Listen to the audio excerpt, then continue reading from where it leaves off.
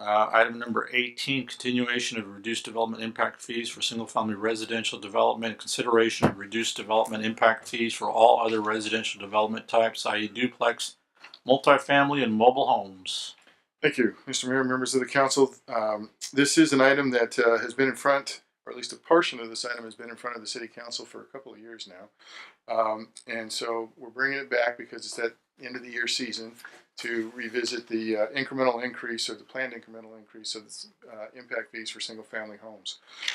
As you recall, in February earlier this year, the council agreed to continue the reduced impact fees for single family homes, establishing a two-tier system or three-phase system for impact fees for single-family units.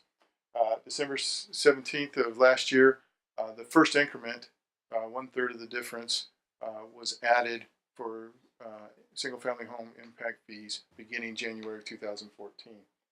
Now that we're getting to the end of the year, we're bringing it back for your consideration to go to the next planned increase, which would be the 2004 base fee plus 2/3 of the difference between that 2004 fee and the ultimate fee.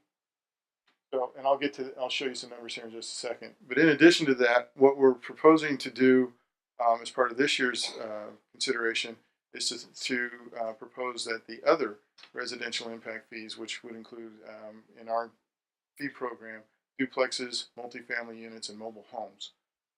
Those residential types were not up for discussion at the time several years ago because no one was building those products.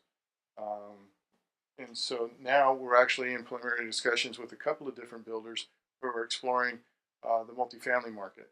And they believe that we have a couple of potential quality projects that can come to Yuba City. But right now, they're wrestling with that challenge of the buildability with the fee structure. This is the breakdown for the single-family residential fees. Again, in first year in 2001, we were doing the 2004 fees plus the levy fee, and that equaled that amount. The incremental increase based on the difference between 2004 and the ultimate fee is just about under $6,000 a unit. So this past year, we added 1/3 to that base number. Now we're adding another 1/3 so that we get to this figure here. So beginning in January 1, 2015, our recommendation is that we up the fee to this point. And then finally, in the beginning of 2016, we will achieve the fee that was established in 2007 of this figure here. So the other residential impact fees did kind of the same methodology so that we can be consistent. Here's the different use types. Here's the 2004 impact fee, the current impact fee over here, the total difference, and then the incremental increase per year based on splitting those up over, dividing them by 3. That would result in a phase-in program as such. Because we're at this point with single-family fees, that's staff's recommendation that we start there. Even though this is the first year that we're proposing that, for consistency purposes, we're recommending that we start here at the base plus 2/3. So that's why we're in the staff report we're recommending this level here. Again, full achievement of those fees in the beginning of 2016. So we believe that this is consistent with council's past action on single family, and we also believe that the addition of the other residential fee types makes good sense, and so therefore we're recommending that you include that as part of the resolution tonight. Questions for Mr. Bush? Through the mayor. Yes. Aaron, this would be for new development in, I guess, what they call Greenland.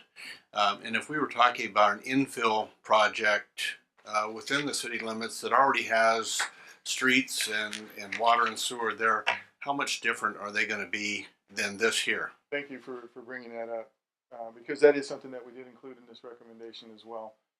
Because right now infill development is included in our current fee structure, but it's defined only by a boundary map, and it's the old redevelopment boundary area.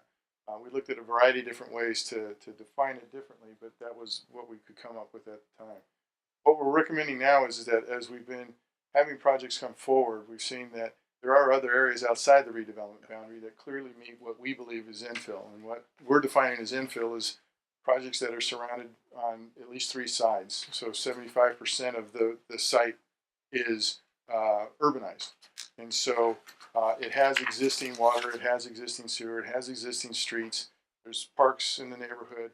And that really meets the definition of infill, because what the infill credit is giving them is 50% off of roads, off of parks, off of the connection portion of water and sewer, because those are the main line, because those are already there. And so what that equates to roughly in terms of for single family and for multifamily, for example, is anywhere from $5,000 to $7,000 a unit when you apply that infill reduction, because the services are already there. Okay, thank you. Great. To the mayor, Yes. I think this was discussed exhaustively a year ago when we came up with this plan. I'm glad to see you're adding multifamily in the manufactured homes and duplexes and so forth. And with that, I approve or move the recommendation. Great. If this is a good time to do that. Absolutely. Okay, Absolutely. Thank you so much, Councilman Just checking. Starkey. I really appreciate I'll it. second. I just want to make sure. I got a motion and a second. Mr. Mayor, just to make sure that there might be a comment from the Oh. public on this matter. Did you? I don't got any speaker cards on it, so anybody from the public wishes to comment. Okay. You good? All right, Craig Starkey jumps the gun again. Oh man, I'm sorry. I didn't mean to cut you off, John. That's all right. All right, I've been cut off. You'll be cut off again too. That's why you're so short. John Ochipinti, 2319 Lincoln Road, and this is Mike Wise with me, 469 Century Park Drive. Thank you for bringing this up tonight. We've got a project that would, I hope, be considered an infill off of Lincoln Road, just shy of 8 acres. And we were kind of shocked when we looked at what the fee structure would be prior to any adjustments, I guess. And staff and has worked with us quite a bit on this just recently, and we're still at a high figure for Yuba City. The problem with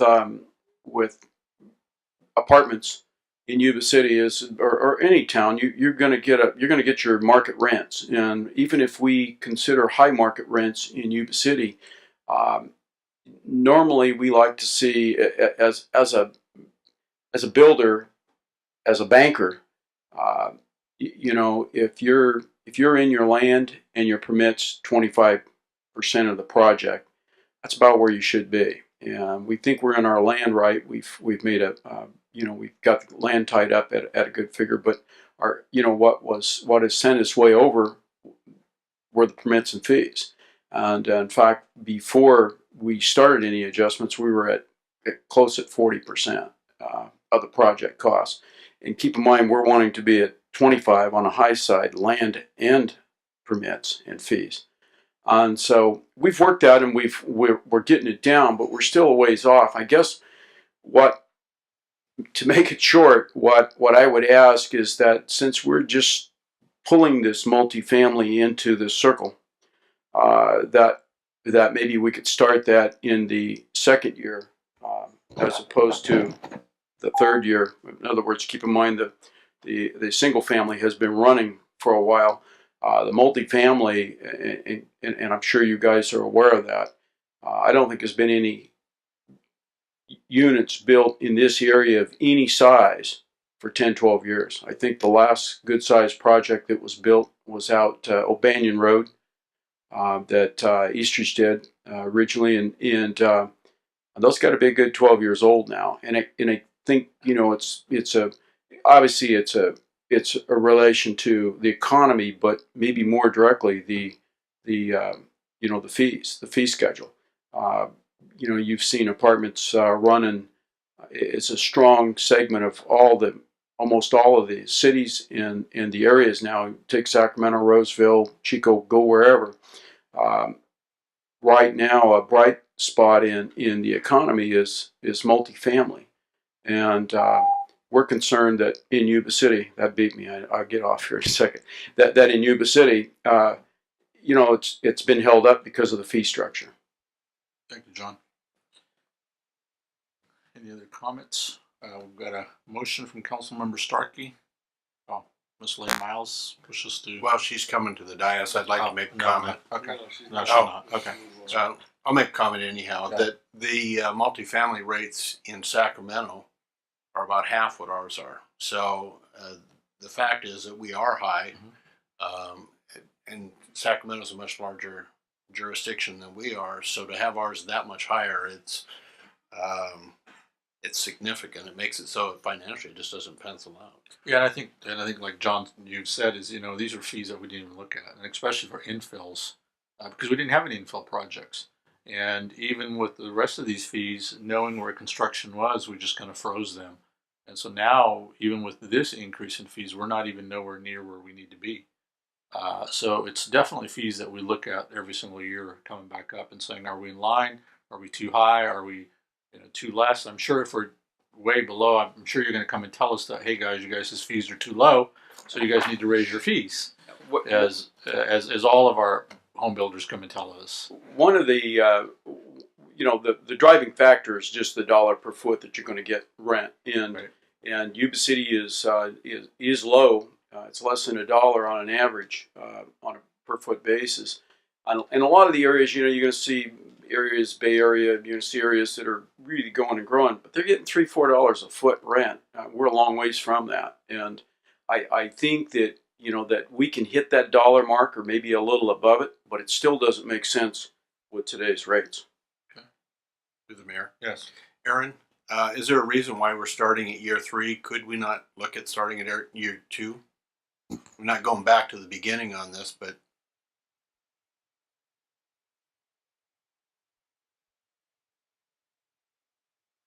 Okay, so the reason that we suggested starting here is simply for consistency purposes with the single family. Because we kind of we went from this to this. Okay, unlike single family where we went to here and then ratcheted it up. Right. We're just going down. Now, so I believe what Mr. Ochapeni is proposing is that we start at this level here. Something that for another alternative for the council's consideration is because we haven't really gotten into all the nitty gritty details as we started with when the single family developers came and approached us. If you recall, a couple of years ago, we got into the whole pro forma thing and looked at all the analysis and really got down to numbers. And so maybe another option for the council's consideration is that we can still start here, but then we can continue to work with Mr. Ochapeni on his specific numbers and come back for future consideration if this needs further adjustment. To the mayor. Yes. Would there be another way of addressing this is through the infill credits? Since it's not going to be requiring new sewer lines, it's especially the project on Lincoln Road. It's pretty close to. You already got most of the infrastructure there. If we can give credit on that, would that? Yeah, that is something for consideration. And when I've spoken with Mr. Ochapeni about that particular project, it with the new language in the resolution, it would be my recommendation that would be considered infill and therefore eligible for those additional credits. But in talking with John tonight a little bit more, that still doesn't get you from this number to that number. Get you closer, but here again, I'm relying on the testimony tonight and not the hard numbers that we haven't had a chance to share yet because we haven't gotten into the project details yet. Then we're working on not trying to be. Then we're taking the cities. We are always trying to see what's the best interest of the city. So by giving credits for infill development, we're improving lots that empty, collect trash, and homeless pitch tents. We deal with a lot of those issues, and then we're developing property where the sewer is going by, the road's going by, and the impact to the community isn't there. So there's no need to charge that impact fee for infill development. So I think it's a win-win, and that way you're also shooting. I mean, that was an expensive study to figure out why we should be collecting certain fee. Why do we need this fee? I mean, it'd be nice to not have any fee and just build all day and keep everybody happy and have really low cost housing. But obviously, we need these because we need to build interchanges and put sewer lines and expand treatment plants, have better intersections so traffic flows better, great, more fire stations, more firemen, and all of that. So every time we build a house, it has an impact. But when you build a house in a town in already where a lot of that infrastructure doesn't need to be built, your impact is less. So I would like to come from that end. We can give Through the mayor. Yes. I think what Councilmember Amon is talking about, rather than starting in year 2, that maybe we look at instead of a 50% share of that, maybe reduce that or give them a higher credit, say 60 or 75% credit on the infill, rather than backing all of them up to a lower level. Then you're looking at each project that comes across differently. Through the mayor, Yes. I think our esteemed planning department head came up with a brilliant idea of approve the recommendation this evening. Let John and he talk about details because we don't know the details right here. We can be shooting in the sky.